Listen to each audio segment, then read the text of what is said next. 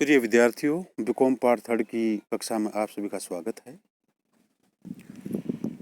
मैं आज आपको बीकॉम पार्ट थर्ड के पेपर बिजनेस एडमिनिस्ट्रेशन फर्स्ट क्रियात्मक प्रबंध के महत्वपूर्ण टॉपिक वितरण माध्यम के चयन को प्रभावित करने वाले घटक के संबंध में बताने जा रहा हूँ। इससे पूर्व की कक्षा में मैंने वितरण माध्यम का अर्थ, परिभाषाएं, विशेषताएं, वितरण माध्यम का महत्व, वितरण माध्यम के प्रकार, मध्यस्थों के प्रकार, वितरण प्रणालियों के प्रकार इत्यादि के संबंध में बतलाया था। उसी श्रृंखला में आज आपको वितरण माध्यम के चयन को प्रभावित करने वाले घटकों के संबंध में बताने जा रहा हूँ। Factors affecting choice of channels of distribution. प्रिय विद्यार्थियों, वितरण के अनेक माध्यम उपलब्ध हैं। कोई भी उत्पादक इनमें से किसी भी माध्यम का चयन कर सकता है, किंतु किसी भी माध्यम का चयन करते समय उसे अनेक घटकों पर विचार करना पड़ता है। उन घटकों में प्रमुख हैं, जैसे पहला घटक है बाजार या ग्राहक संबंधी घटक या बातें। किसी भी उत्पाद के लिए किसी वितरण माध्यम का चयन करते समय उस उत्पाद के ग्राहकों तथा बाजार संबंधी अनेक बातें ध्यान में रखनी चाहिए। जैसे वस्तुओं का क्रेता सर्वप्रथम उत्पादक को वितरण के माध्यम का निश्चय करने से पूर्व इस बात का ध्यान रखना होता है कि उसके उत्पाद का ग्राहक कौन है। क्या वे औद्योगिक ग्राहक हैं या उपभोक्ता ग्राहक। यदि औद्योगिक ग्राहक हैं तो माल सीधा एजेंट या थोक व्यापारी के माध्यम से विक्रय किया जा सकता है, परंतु यदि वे उपभोक्ता ग्राहक हैं तो फुटकर व्यापारी को भी मध्यस्थ के रूप में लेना आवश्यक हो जाता है। सेकंड है संभावित ग्राहकों की संख्या, नंबर ऑफ पोटेंशियल कस्टमर्स।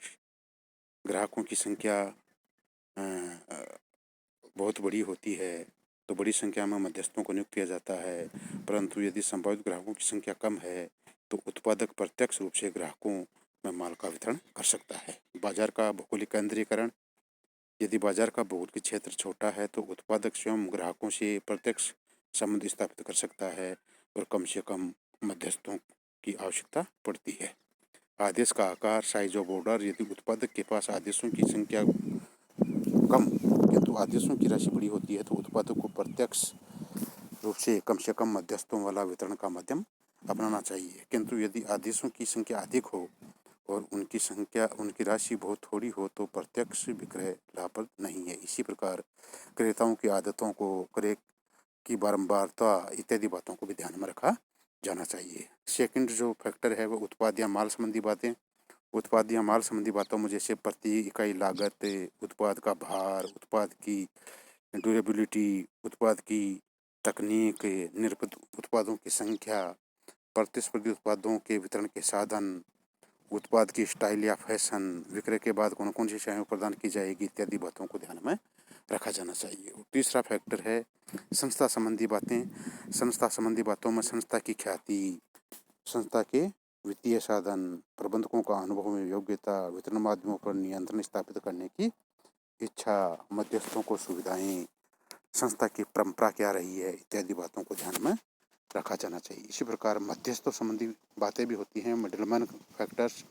इसमें मुख्य रूप से मध्यस्थों द्वारा प्रदान की जाने वाली कौन कौन सी सेवाएं हैं, मध्यस्थों की उपलब्धता क्या है, मध्यस्थों की उत्पादक की नीतियों के प्रति क्या रुझान है, विक्रय की संभावित मात्रा क्या है, वितरण की लागत क्या होगी इत्यादि बातों को ध्यान में रखा जाना चाहिए। इसी प्रकार वातावरण संबंधी बातें भी वितरण प्रणाली को प्रभावित करती हैं।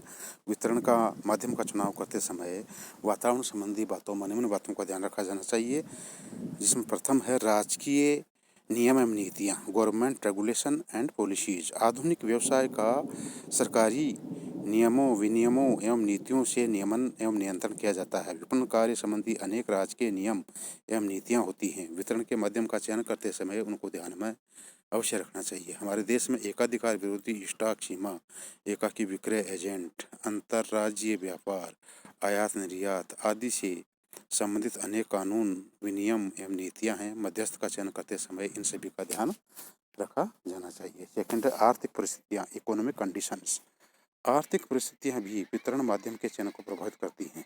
तेजी मंदी की स्थिति, मुद्रास्फीति, मुद्रा संकुचन, देशी एवं विदेशी प्रतिस्पर्धा आदि सभी आर्थिक परिस्थितियों को मध्यस्थ चयन करते समय ध्यान में रखा जाना चाहिए। इसी प्रकार सामाजिक, सांस्कृतिक, धार्मिक इत्यादि परिस्थितियाँ, social, culture religious extra condition, मध्यस्थों के चयन को कभी कभी देश की सामाजिक, सांस्कृतिक, धार्मिक, राजनीतिक परिस्थितियां भी प्रभावित कर सकती हैं। इन्हें प्रभावों का पूर्वानुमान करना कठिन है, परंतु इन पर भी विचार अवश्य कर लेना चाहिए। उपरोक्त बातों को ध्यान में रखते हुए ही वितरण के माध्यमों का चयन करना न्यायोचित होगा और तभी संस्था न्यूनतम खर्च में मित्रता के साथ ग्राहकों तक माल पहुंचाकर उनको अधिकतम संतुष्टि प्रदान कर सकेगी। मैंने आज आपको वितरण माध्यम का चयन करते समय कौन कौन सी बातों का ध्यान रखा जाना चाहिए इस संबंध में बतलाया। आप सभी ने ध्यान से सुना, इसके लिए बहुत बहुत धन्यवाद। कोई भी परेशानी हो नीचे लिंक पर आप डाल सकते हैं। धन्यवाद।